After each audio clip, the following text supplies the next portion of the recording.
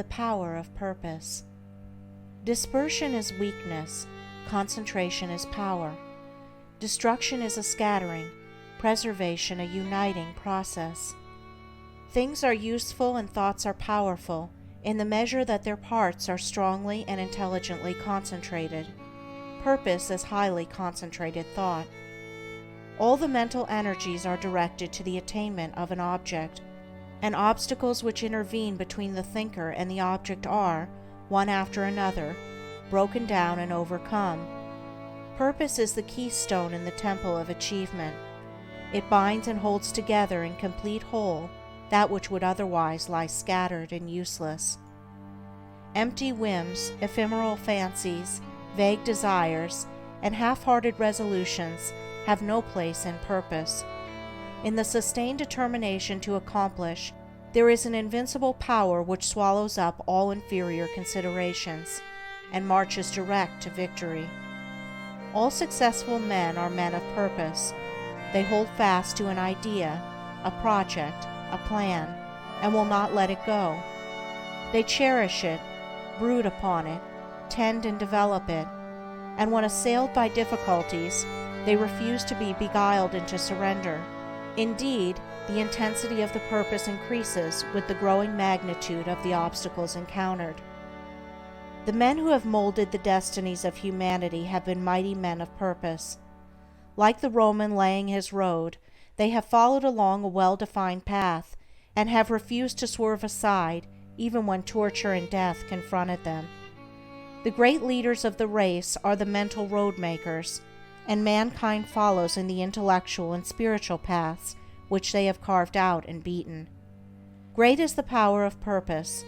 To know how great, let a man study it in the lives of those whose influence has shaped the ends of nations and directed the destinies of the world.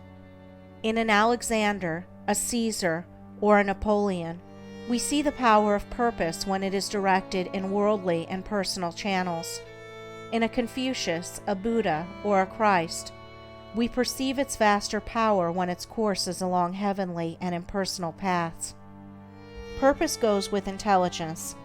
There are lesser and greater purposes according with degrees of intelligence. A great mind will always be great of purpose.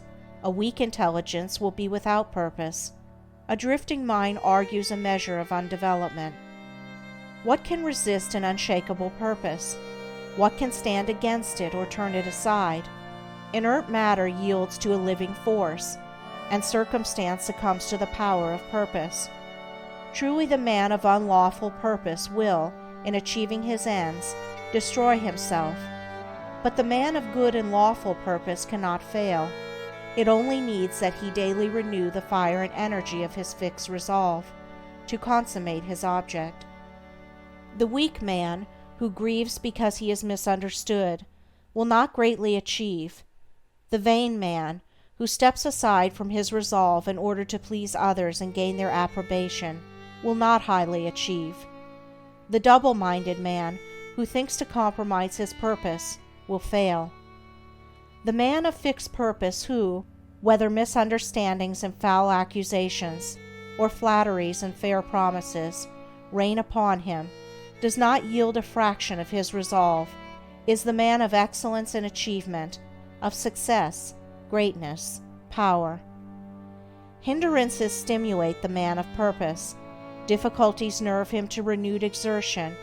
Mistakes, losses, pains do not subdue him, and failures are steps in the ladder of success, for he is ever conscious of the certainty of final achievement. All things at last yield to the silent, irresistible, all-conquering energy of purpose. Out of the night that covers me, black as the pit from pole to pole, I thank whatever gods may be for my unconquerable soul.